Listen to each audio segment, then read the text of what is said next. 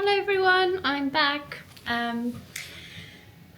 It's been a rough week. I'm not really going to get into that just yet. The previous video that I posted was part of just introducing the purpose of the channel and what's going to be sort of coming ahead.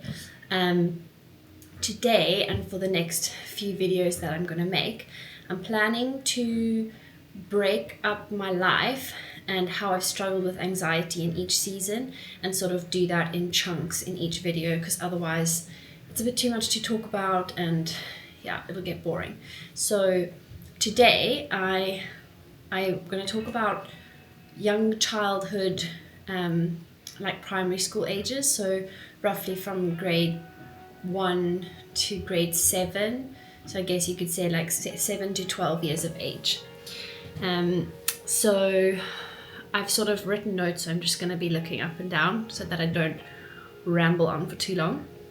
So when I was younger, my mom always said that she saw like these little like stressful tendencies in me, and she would try to say like, it's okay, Lisa, it's not that bad, not that serious. But there was always just something in me that was like tightly wound. I can be quite uptight. So it started off in the form of OCD when I was quite little.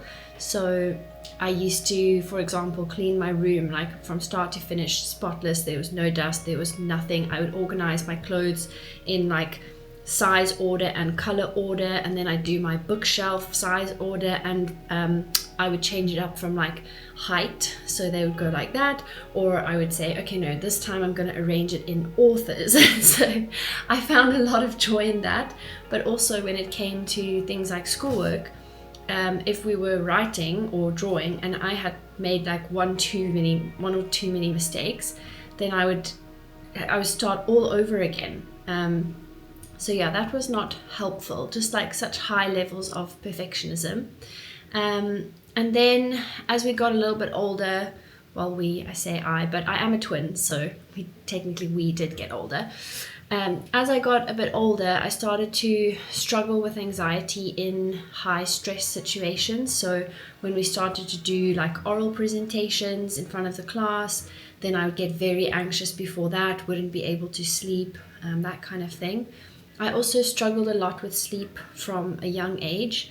I grew up in South Africa, and I think there I was always just scared of someone breaking into our house.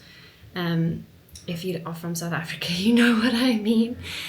Even though we had like an alarm system and we had high walls and burglar bars, we had all of that, but I was still, as soon as I heard a noise, I would wake up and then I would be stressed and I'd go straight to my parents' room. So yeah, that's a bit of, sorry, I just went a bit of a tangent there. So then after that, it's sort of, the anxiety transferred more into like health anxiety forms as I got a little bit older. So there were 3 main things that I was struggling with in terms of health anxiety. So the one, a lot of it stemmed from Grey's Anatomy. Unfortunately, I loved watching Grey's Anatomy, but you see a lot of stuff on there. I don't think it's all necessarily medically accurate. But anyway, so the first one was appendicitis. So I was convinced that I was going to get appendicitis, not get to hospital in time, my appendix would burst, and then I would die from poisoning or something. And when I found out that my grandpa had that situation happen to him where he almost died, I was like, oh, it's genetic, it's going to happen to me. And so every time I would get like a tiny pain, even if it was just a little ovulation pain, I would go on a complete spin.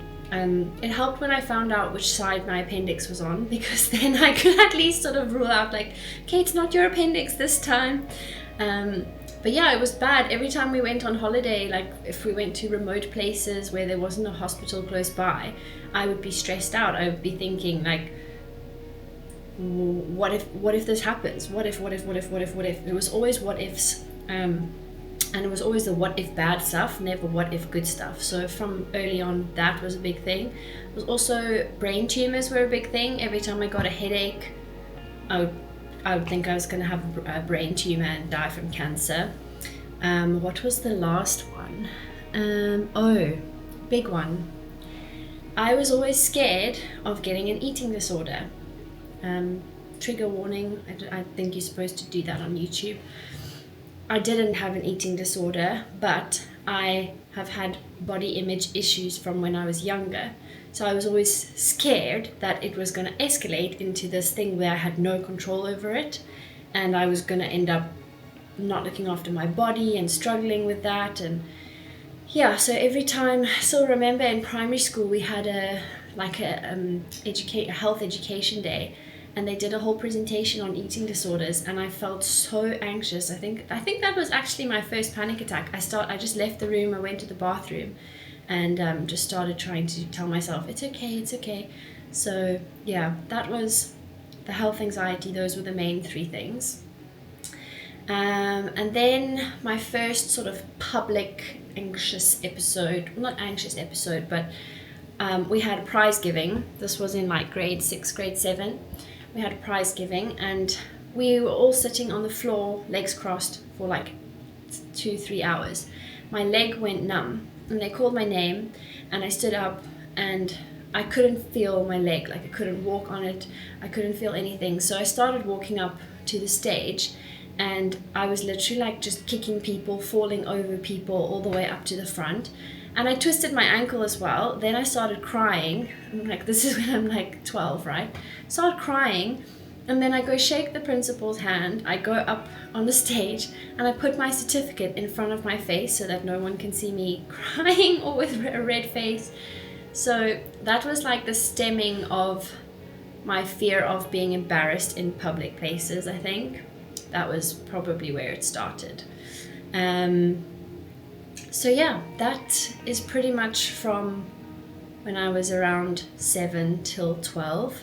And after that, it kind of just got worse and worse, but you'll have to wait till the next video to find out how. But yeah, thanks for following along if you still are.